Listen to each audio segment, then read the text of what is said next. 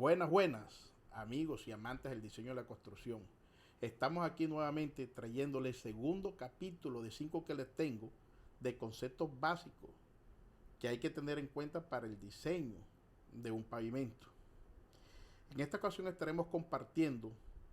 en este video cómo funciona un pavimento. Espero que sea de su agrado. Los dejo con el ingeniero Robeidi, pero eso sí, después del intro. Chao.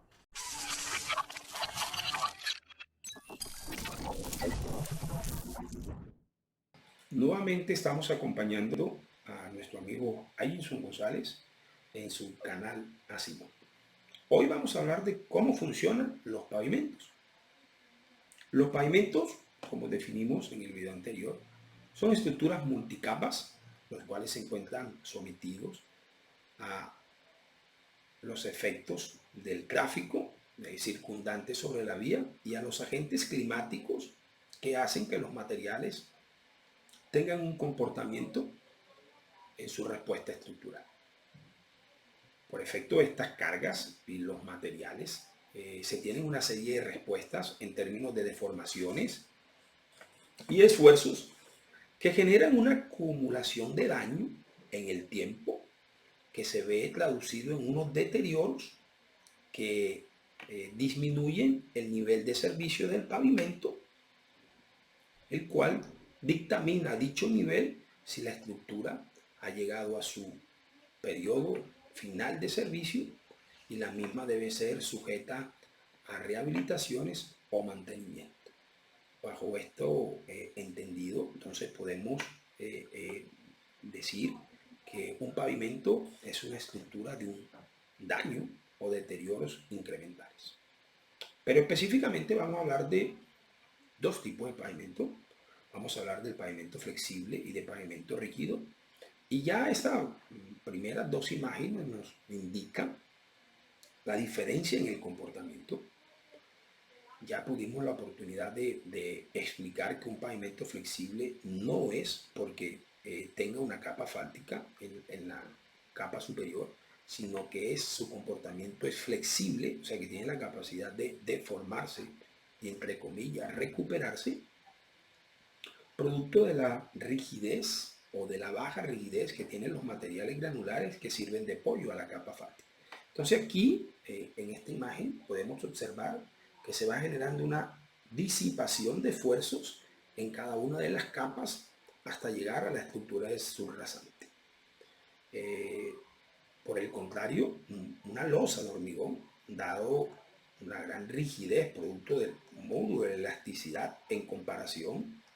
con el módulo que pueda tener un concreto asfáltico, hace que los esfuerzos sean repartidos en una mayor área, generando que los esfuerzos que lleguen a las capas inferiores de la losa del pavimento sean mucho menores.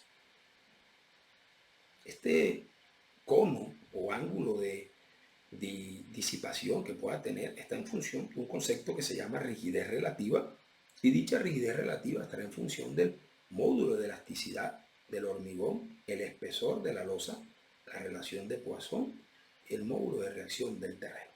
Mientras que el ángulo o capacidad de desarrollo que tenga un pavimento flexible, que es un ángulo más o menos de unos 60 grados versus un ángulo de 5 grados que en promedio que tiene una losa de hormigón, está en función de las rigideces o aportes estructurales que pueda tener la capa asfáltica, la base granular y la subbase granular en función del tipo de apoyo en que se encuentre sometido.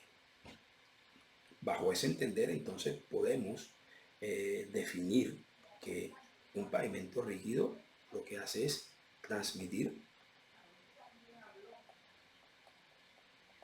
y un pavimento flexible lo que hace es disipar.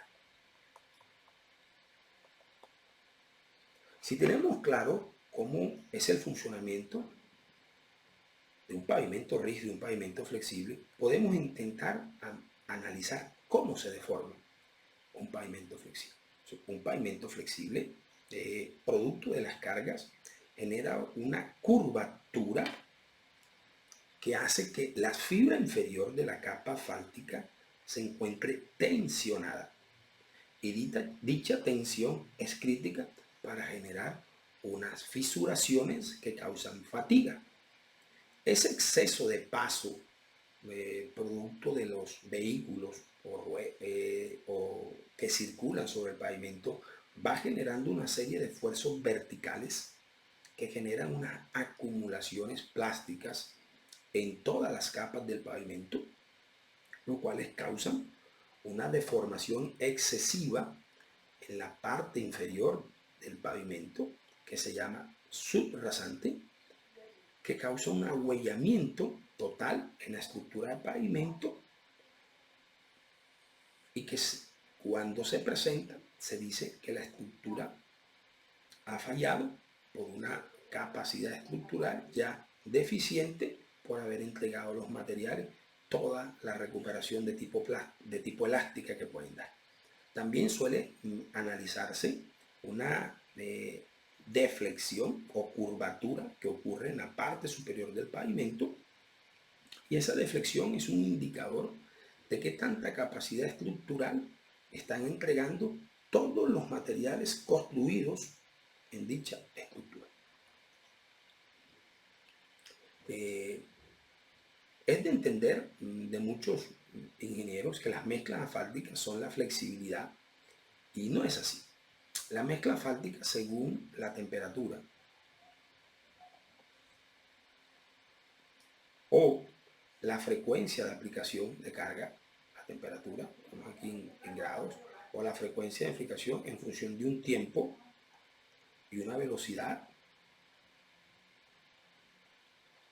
puede tener un comportamiento, la mezcla asfáltica, en función del cemento asfáltico, como un sólido elástico, un material viscoelástico o como un líquido viscoso, elementos que vamos a estudiar bajo el comportamiento de la reología del cemento asfáltico y que tendremos la oportunidad de analizar en un siguiente video. Como diseñar un pavimento es entender la respuesta ante las diferentes solicitaciones en función de los materiales escogidos y los espesores asignados, nosotros debemos calcular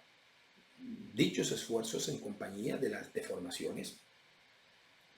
bajo los modelos supuestos que podamos tener, como son elásticos, viscoelásticos o viscoelastoplásticos, y existen en el mercado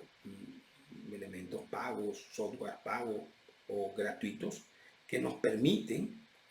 analizar las respuestas que queremos y en los puntos específicos de la estructura de pavimento que a bien tengamos la oportunidad de estar analizando bajo los espesores. Entonces existen en el mercado software como el Wislia, el Dama, el Alice, el EPC francés, el WinDepad y el Depad colombianos, el Bizarre norteamericano, el Picapay costarricense y otra serie de programas que nos permitirán analizar en los puntos que nosotros determinemos cuál es la respuesta ante esfuerzo y deformaciones de esta estructura de pavimento y según el modelo de falla o leyes de fatiga que establezcamos para cada material. De los modelos, entonces podemos decir que un pavimento o la capa asfáltica puede tener una falla por fatiga, y esa falla por fatiga puede darse bajo dos elementos. Una falla que se considera típica en los pavimentos, que es de abajo hacia arriba, producto de las repeticiones y la tensión que se encuentran sometidas a dicha capa, y una falla de arriba hacia abajo de especial interés cuando se tienen espesores y altas presiones de inflado que pueden hacer que se presente una rotura por exceso de esfuerzo en la parte superior del pavimento. Esta filmina a continuación nos muestra una falla por una acumulación permanente en el pavimento, pero es específicamente en la mezcla asfáltica. Y esta es producto de cuando se diseñan o se construyen mezclas asfálticas en zonas donde se tienen unas altas temperaturas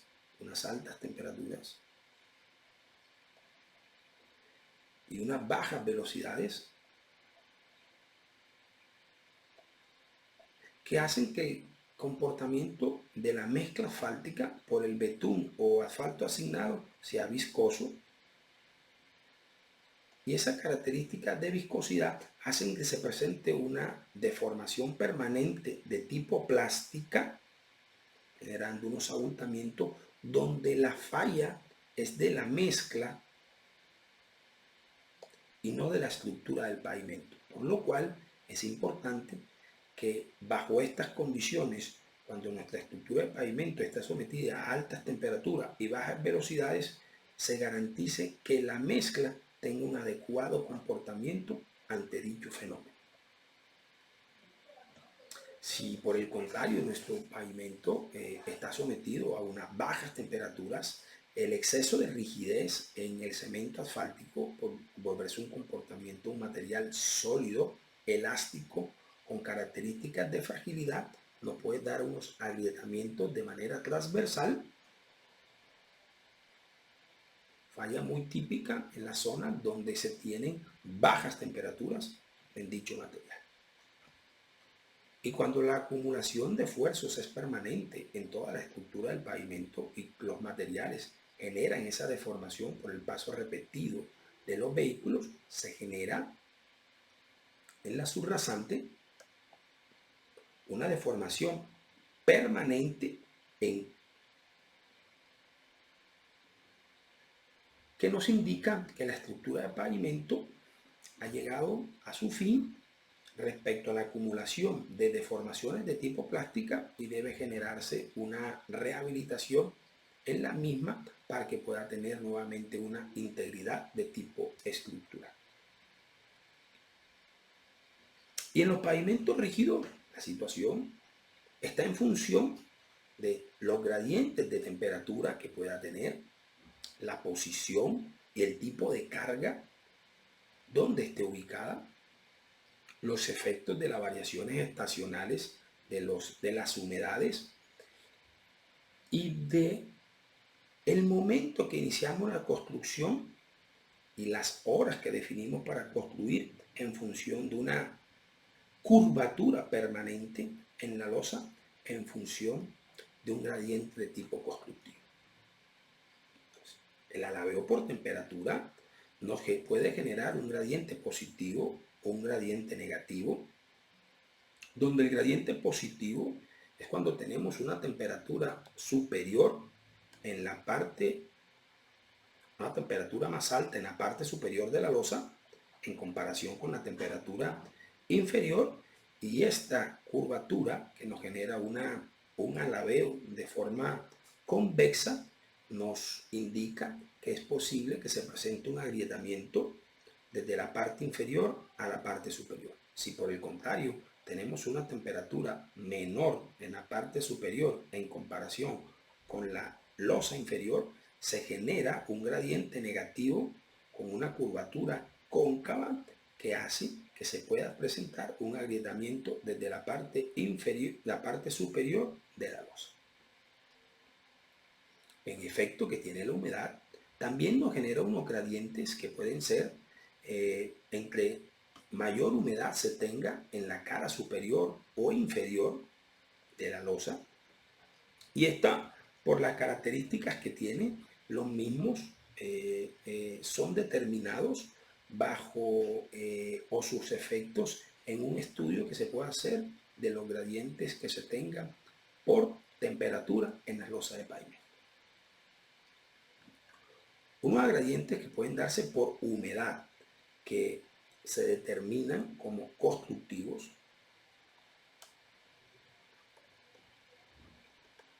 es la temperatura permanente o la curvatura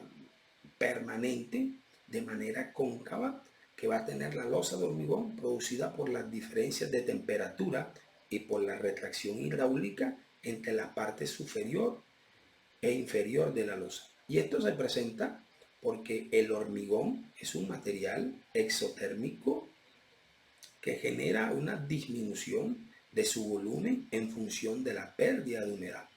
Esa contracción que nosotros conocemos como contracción por secado hace que exista una reducción de volumen y se generen una serie de acortamientos en la losa del pavimento que por la restricción que se tienen en la parte inferior terminen generando unos esfuerzos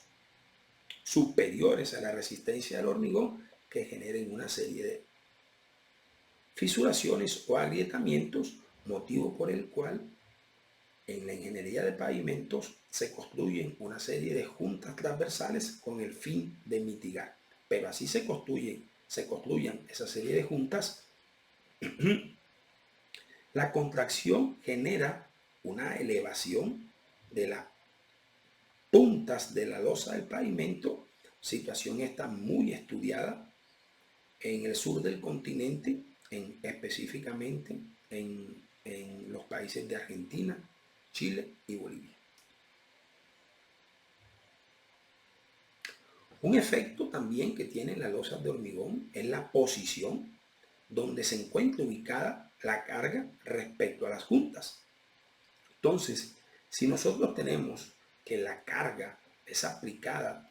cerca a la esquina exterior, será una posición para obtener una deflexión crítica en la estructura. Y si la carga se encuentra en la parte intermedia, en el borde de la losa, será una posición crítica para determinar las tensiones de fatiga. Aquí podemos ver las diferentes deformaciones o modelos de curvatura que puede otorgarse en una estructura de pavimento en función del espesor, de las dimensiones y geometría de la losa, sin un gradiente de temperatura, de la rigidez del suelo y del tipo de carga, donde podemos identificar una posición en la parte central, una posición en la parte central, pero en el borde de la losa, una posición en la parte central, llegando al borde de la losa con la otra esquina, y una posición en las esquinas externas de las losas que nos determinan diferentes deformaciones y desplazamientos. Entonces aquí podemos mirar que el desplazamiento de una con respecto a la otra, lo que nos genera. Miren el desplazamiento de prácticamente del 450% respecto al desplazamiento que se tiene cuando la carga está en el centro de la losa. Por eso manifestamos que es importante, cuando se analizan losas de hormigón, la posición donde está ubicada la carga. Y de ahí de que el tema de las juntas en la construcción sea un elemento que debe prestársele toda la atención, porque es un punto débil de las losas de pavimento. Hoy en día también, a través de diferentes elementos y análisis, se ha identificado que existe una falla de fatiga, como dijimos, una posición crítica cuando las ruedas se encuentran en la parte central y el borde genera una serie de tensiones en la parte inferior que hacen que se presente un agrietamiento de fatiga. Aquí estamos viendo un modelo a través de elementos finitos hechos con un programa que se llama Every Phi para analizar las tensiones según las características y geometría de una losa. Puede existir un agrietamiento por fatiga que va de arriba hacia abajo, de abajo hacia arriba, cuando la posición de la losa, cuando la posición de la carga en la losa es en la parte central, muy pegada al borde. Y esto es específico para los ejes simples. Pero cuando tenemos ejes tándem o ejes trident o pasos de vehículos con mayores características, la posición es que la mayoría de las ruedas o el set de ruedas se encuentra ubicado dentro de las losas, haciendo que este tren de ruedas o de esfuerzos en el vehículo no puedan generar que el agrietamiento o las mayores tensiones se generen en la parte superior, haciendo que los esfuerzos sean desde abajo hacia arriba, generando el fenómeno de fatiga.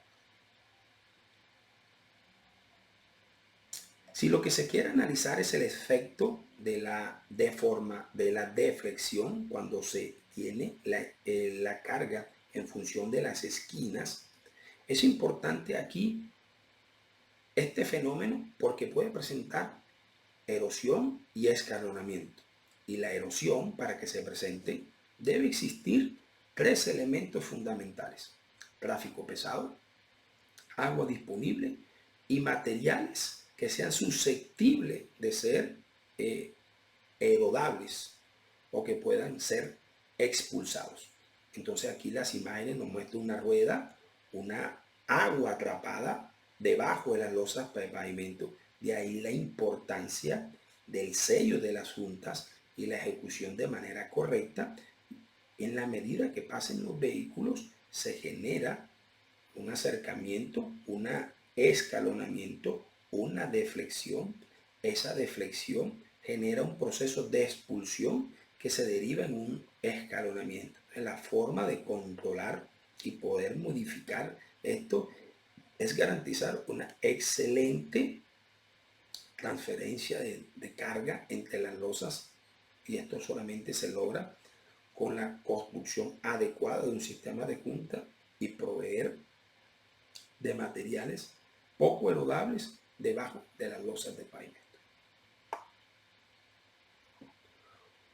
Una parte fundamental y que muy poco se toca es la rigidez que tiene el apoyo en función del pavimento. Cuando se tiene una fundación extremadamente rígida de apoyo sobre una losa, las losas levantan las puntas al estar apoyados sobre un material poco deformable. En cambio, si tenemos fundaciones muy flexibles, la capacidad de deformación del suelo estará acompañando a la losa, haciendo que las puntas no se levanten tanto, y esto se conoce como una fundación rígida o plato, y esto se considera como una fundación de tipo flexible. Aquí tenemos una fundación flexible y aquí tenemos una fundación tipo plato. Esa mejor desde el punto de vista estructural que cuando hagamos losas más cortas tengamos una fundación de tipo rígida, y cuando hagamos losas más largas en su geometría tengamos una fundación de tipo flexible. Y para diseñar las estructuras de pavimento existen diferentes métodos, específicamente los rígidos como ASTO 93, PSA 84, el MEPDG o mecánico empírico, análisis basado a través de elementos finitos, y